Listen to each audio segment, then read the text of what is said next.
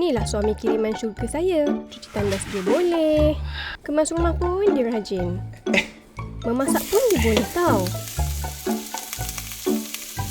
Setiap tahun, dialah yang paling beria dan ingat anniversary kita orang. Happy anniversary. Man, dah lah Man. Dah 20 tahun dah Mai pergi. Kata nak ke bandar. Jomlah, aku tunggu kat luar. Memasak pun dia boleh tau. Kejap.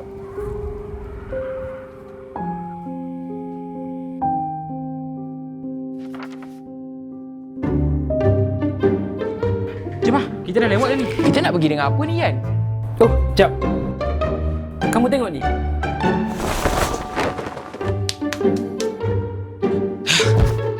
Tada!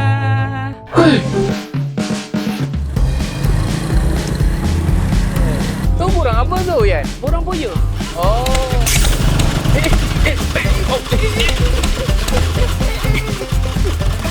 Alamak.